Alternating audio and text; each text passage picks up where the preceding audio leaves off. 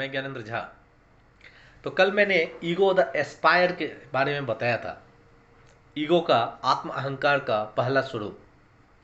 अब उसके second phase में आते हैं, ईगो के सेकेंड फेज में, जिसको हम जोड़ते हैं सक्सेस से, अपनी सफलता से। इस फेज में आए हुए ईगो हमें आगे चलकर बहुत ज़्यादा नुकसान पहुंचा देते हैं। इस बात को समझने के लिए एक अच्छा सा एग्जाम्पल दे रहा हूं। हार्वर्ड क्रू, हार्वर्ड ह्यूज अपने समय के सबसे ज़्यादा फाइनेंशियली सक्सेसफुल पर्सन थे। उन्होंने जब पहली बार सक्सेस को देखा तब वो मात्र 18 साल के थे, वो भी अपने पिताजी की डेथ के बाद। उन्होंने अपने फादर की टूल्स कंपनी के सारे शेयर खरीद लिए। उस वक्त यह सभी लोग कह रहे थे कि हार्वर्ड ह्यूज का यह एक गलत निर्णय है, हार्वर्ड ह्यूज बैंकरप्ट हो जाएंगे, लेकिन ऐसा नहीं हुआ। उनके इस डिसीजन की वजह से उनको बिलियंस ऑफ डॉलर्स उन्होंने कमाया। और जब उन्होंने सक्सेस को पाया तो उनके अंदर एक बहुत अहंकार हो गया। उन्हें लगने लगा कि वह जिस भी बिजनेस में जाएंगे वहां पर वह सक्सेस होते चले जाएंगे। इस वजह से उन्होंने डिफरेंट टाइप्स ऑफ बिजनेसेस में पैसे लगाए। वह फिल्म इंडस्ट्री में गए, एविएशन इंडस्ट्री में गए, उन्होंने आर के वो मूवी स्टूडियो भी खरीद लिया, वो फार्मास्यूटिकल्स इंडस्ट्री में गए, ऐसे बहुत से बिजनेस में गए जहां उन्हें बहुत लॉस हुआ। उन्होंने काफ़ी लॉसेस बियर किए। विक्टर फ्रैंकलिन कहते हैं, man is pushed by drives but he is pulled by values. हमारी वैल्यू और हमारे एथिक्स यह डिसाइड करते हैं कि हम कितने दिनों तक अपनी सक्सेस को रोक पाएंगे।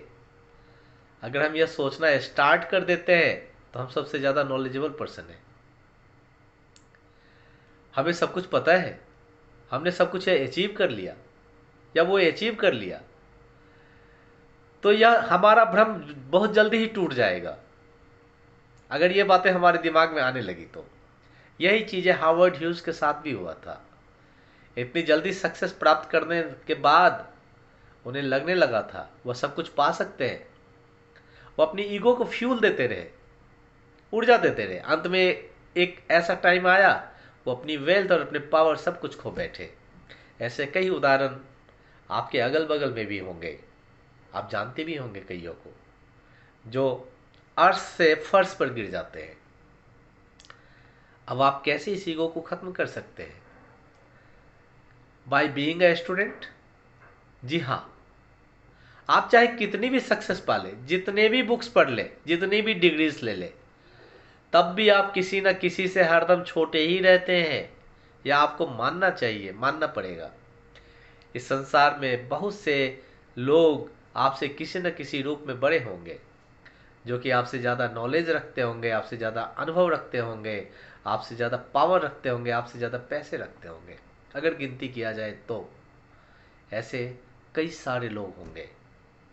इसका मतलब आप लाख कोशिश कर ले, आप किसी न किसी से छोटे तो रहेंगे ही रहेंगे।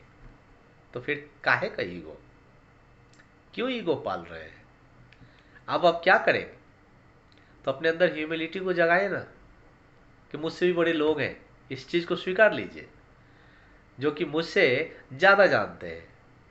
अब आप ऐसे सोचने लगेंगे तब आपके अंदर एक सीखने की चाहत उत्पन्न होगी, जिसकी वजह से आपके अंदर के ईगो की आग पर पानी डाल मिलता रहेगा, पानी उस पर गिरता रहेगा, वह आग बुझती रहेगी, शांत होती रहेगी। ऐसा मैं इसलिए कह रहा हूं क्योंकि जब आपको यह लगने लगता है कि आप सच में महान नहीं है, तब आपके ऊपर सक्सेस का ईगो वाला जो भूत है ना, वह सवार नहीं होता है और आप धीरे धीरे ग्रो करते चले जाते हैं। धन्यवाद।